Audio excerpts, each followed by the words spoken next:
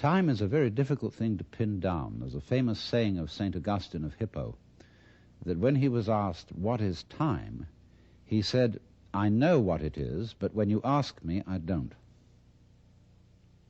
And yet it seems absolutely fundamental to our life. Time is money, we say. I don't have enough time. Time flies. Time drags. And I think we should go into the question of what this is, because in our ordinary common sense, we think of time as a one-way motion from the past, through the present, and on into the future. And that carries along with it another impression, which is to say that life moves from the past to the future in such a way that what happens now and what will happen is always the result of what has happened in the past.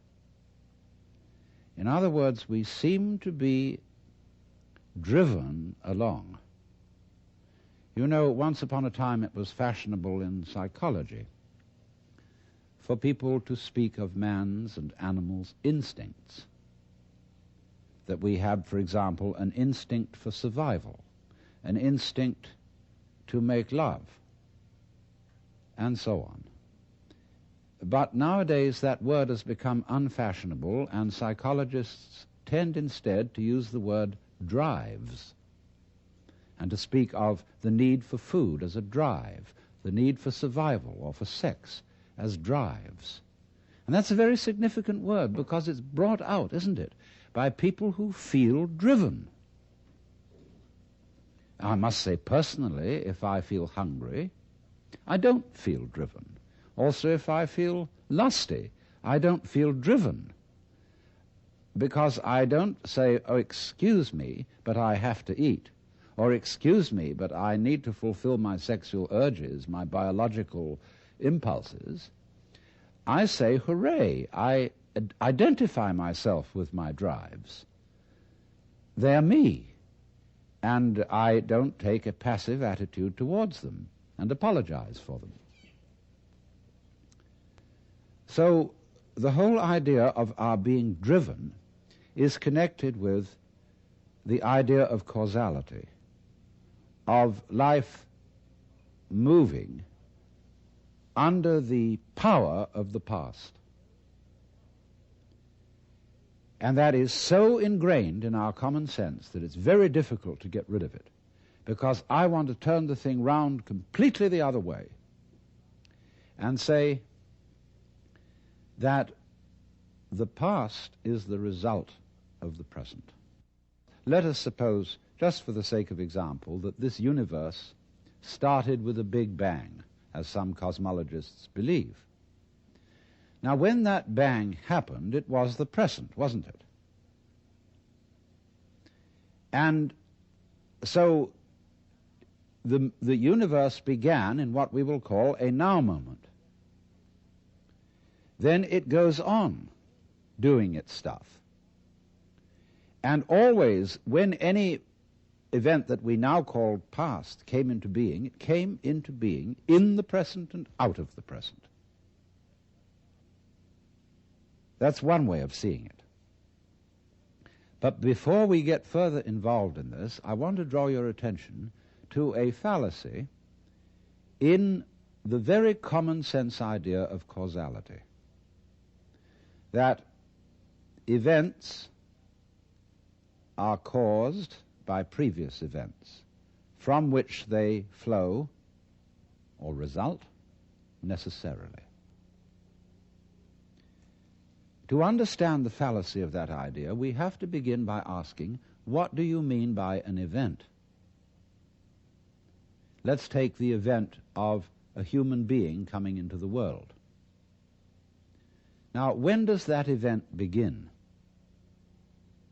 Does it occur at the moment of parturition, when the baby actually comes out of its mother? Or does the baby begin at the moment of conception? Or does the baby begin when it was an evil gleam in its father's eye? Or does a baby begin when the spermatozoa are generated in the father, or the ovum in the mother. Or could you say a baby begins when its father is born, or when its mother is born? All these things can be thought of as beginnings. But we decide, for purposes of legal registration, that a life begins at the moment of parturition, and that is a purely arbitrary decision.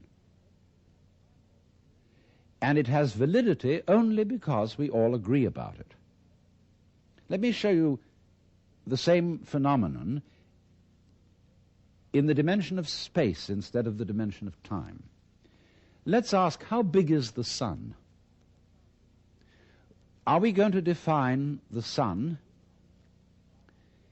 as limited by the extent of its fire? That's one possible definition.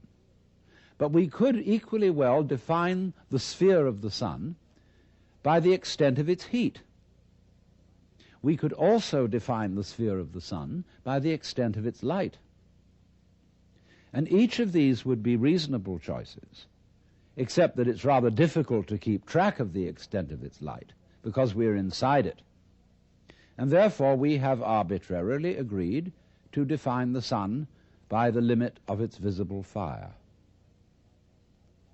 But you will see in all these, by these analogies, that how big a thing is, or how long an event is simply a matter of definition. Now, therefore, when by simple definition, for purposes of discussion, we have divided events into certain periods, we'll say the First World War began in 1914 and it ended in 1918. Now, actually, all those things which led up to the First World War started long before 1914, and the repercussions of that war have continued long beyond 1918.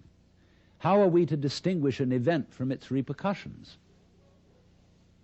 So you will see that because we have divided events from one another in this arbitrary way, we do that, and then we sort of forget we did it. And then we have a puzzle. How do events lead to each other? Because you see, in reality, there are no separate events. Life moves along like water. And it's all connected, as the source of a river is connected to the mouth and to the ocean.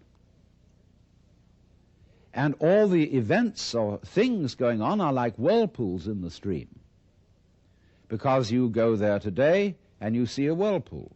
You go there tomorrow and you see a whirlpool. But it isn't the same whirlpool because all the water is changing every second. What is happening is not really what we should call a whirlpool, but rather a whirlpooling. It is an activity, not a thing. And indeed, every so-called thing can be called an event. We call, say, a house, housing. We call a mat, matting. And we could equally call a cat a catting. So we could say the catting sat on the matting. And we would thereby have a world in which there were no things but only events. To give another illustration, a flame is something we say, there is a flame on the candle.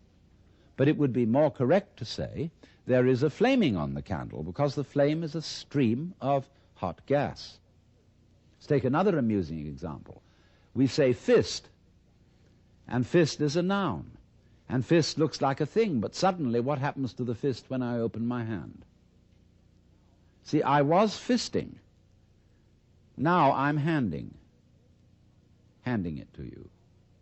So every kind of so-called thing can be spoken of as an event, and because events flow into each other, the fisting flows into the handing, we cannot say exactly where one ends and the other begins. So therefore, if we remember that, we shall see that we do not need the idea of causality to explain how a prior event influences a following event, because it's like this. Supposing I'm looking through a narrow slit in a fence, and a snake goes by I've never seen a snake before, and this is mysterious. And I see through the slit in the fence first the snake's head. Then I see a long, trailing body, and then finally the tail.